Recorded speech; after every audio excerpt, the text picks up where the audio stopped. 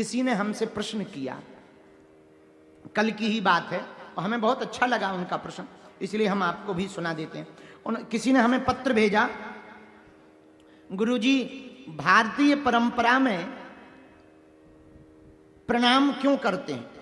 आपको कई वीडियो में प्रणाम करते देखा है, हमारे घर में भी सब बड़ों को प्रणाम करवाने के लिए फोर्स करते हैं। चरण स्पर्श क्यों करते हैं? कृपा करके बताएं। शिवम बुंदेला, ये मध्य प्रदेश के ही हैं। शिवम भैया, तुमको यदि कोई फोर्स कर रहा हो तो बेटा तुम मत करना, वरना पाप पड़ेगा। हम अपनी से बता देते हैं। तुमने प्रश्न बहुत अच्छा पूछा। आपने पूछा प्रणाम क्यों करते हैं? शिवम जी, पहली बात तो यह है, यदि प्रणाम करने की आदत किसी के अंदर होगी तो वो कभी अभिमान में नहीं रहेगा। प्रणाम करवाना विनम्रता सिखाता है, प्रणाम झुकना सिखाता है, प्रणाम हमेशा नम्र रहना सिखाता है, प्रणाम किसी सदगुरु महापुरुष अपने से बड़ों के चरणों में सिर रख देने से अहंकार नीचे चला जाता है। आपने पूछा प्रणाम क्यों करना चाहिए? प्रणाम बहुत वैज्ञानिक तर्क है। ऊर्जा का प्रवाह होता है जब हम किसी को प्रणाम करते हैं, जो अपने से श्रेष्ठ है, उसकी ऊर्जा स्वाभाविक हमारे ऊपर स्पर्श करती है और हमारे विचारों की क्रांति खुल जाती है। आपने पूछा प्रणाम क्यों करते हैं? सबसे बड़ा तीसरा कारण है अहंता को शून्य करना। यदि तुम्हें घमंड को शून्य करना है ना, यदि बुरा ना मानना, संसार को तुम दो हाथ से मुक्का बनाकर लड़कर नहीं जीत सकते। दो हाथों से पीट कर तुम दो चार लोगों को पहलवानी करके अपना बना सकते हो, लेकिन दो हाथों को जोड़कर तुम पूरी दुनिया को अपना बना सकते हो। शिवम, तुमने पूछा कि प्रणाम क्यों करना चाहिए? पगला, प्रणाम के बड़े लाभ है। चत्वारि तस्य वर्धन्ते आयुर विद्या यशो बलम। जो अपने से बड़ों को प्रणाम करता है उनकी चार चीजें बढ़ती। कितनी चीजें? कौन कौन? आयु, विद्या, यश और बल। जो अपने से बड़ों को प्रणाम करता, शिष्य को गुरु को प्रणाम करना चाहिए, सेवक को स्वामी को प्रणाम करना चाहिए, पुत्र को माता पिता को प्रणाम करना चाहिए। और ये हम नहीं कहते, रामचरितमानस में स्वयं इस भारत के आदर्श, पूरे भारत के प्राण प्रभु श्री राम ने करके दिखाया। आप जब रामचरितमानस पढ़ेंगे तो रामचरितमानस में यही तो है रामचरित्र। रामचरित्र का मतलब क्या? राम जी ने कह करके नहीं, करके दिखलाया। क्या करके दिखलाया? प्रातः काल उठ के रघुनाथ,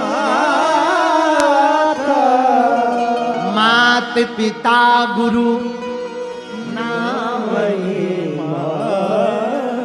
माता पिता और गुरु को प्रणाम श्री रघुनाथ जी प्रातः काल उठ करके करते हैं। बुरा ना मानना, जिस बालक बालिका पढ़ने वाले बच्चों की आदत प्रातः काल अपने से बड़ों को प्रणाम करने की होती है, कोई काम पर जाने वाले बच्चे या बालक अपने से बड़ों को प्रणाम करके जावे।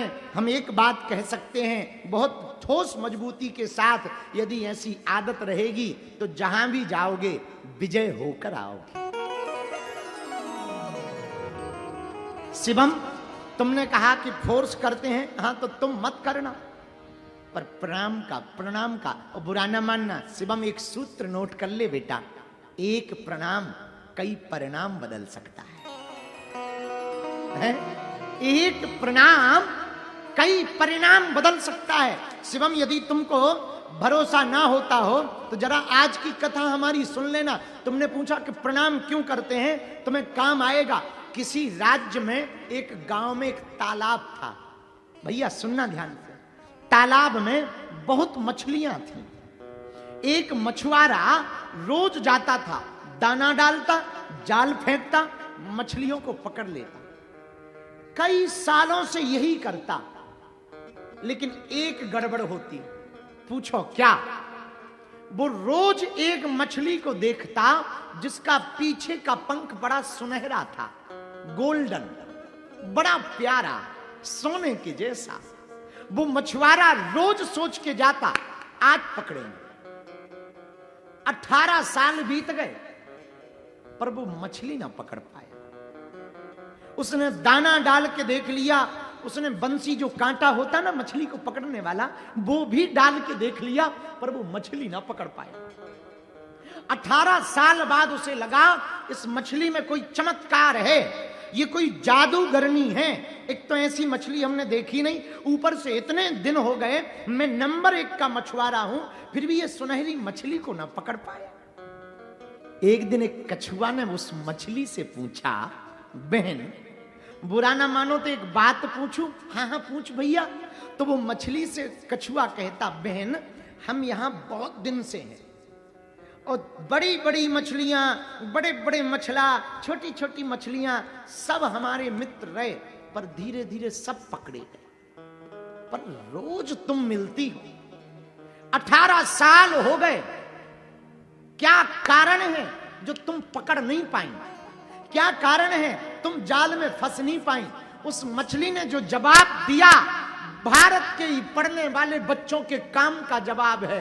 भारत में जो प्रश्न उठाते हैं कि प्रणाम क्यों करना चाहिए, उनके लिए मुंह पर जवाब है। उस मछली ने कहा, कछुआ भैया मैं जानती हूं वो मछलियां जब मछुआरा आता है जाल लेकर दाना डालता है वो मछलियां फंस जाती। क्यों? क्योंकि जब वो दाना डालता है तो वो मुंह खोलकर उस दाने की तरफ भागती हैं, लेकिन जब मछुआरा आता है दाना डालता है तो मैं दाने की तरफ नहीं भागती है, मैं भागती हूं, कुछ दाने मछुआरे के पैर के पास गिर जाते हैं, मैं उस तरफ सीढ़ी की तरफ भागती हूं, मैं बच जाती हूं, वो फंस जाते हैं। क्योंकि मैं झरनों के पास जाती हूं, मैं बच जाती हूं, वो बीच में रहते हैं, वो फंस जाते हैं।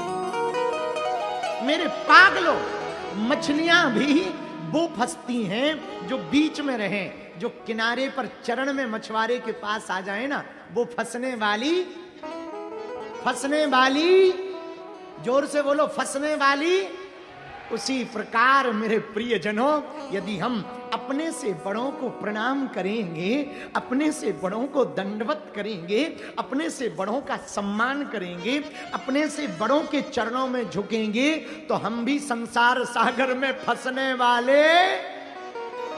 यदि हम हनुमान जी को नित्य प्रणाम करें तो हम लोग भी संसार सागर के चक्कर में फंसने वाले। तो किसके चरण पकड़े? बोलो बोलो, जोर से बोलो। अच्छा, एक अंतिम बात, यदि हनुमान जी के चरण पकड़ोगे तो तुम हारोगे नहीं।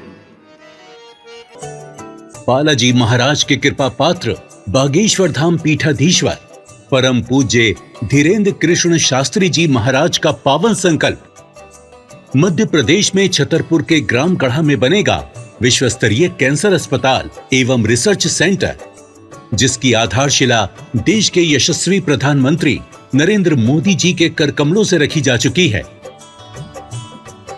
200 करोड़ रुपए की लागत वाले 100 बेड के इस अस्पताल में गरीबों का होगा मुफ्त इलाज।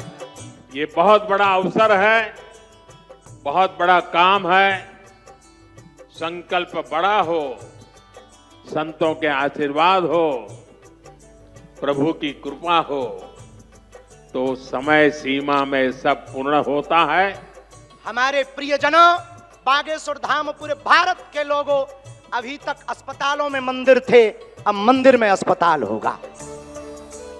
कैंसर हॉस्पिटल निर्माण हेतु सहयोग देकर पुण्य के भागी बने।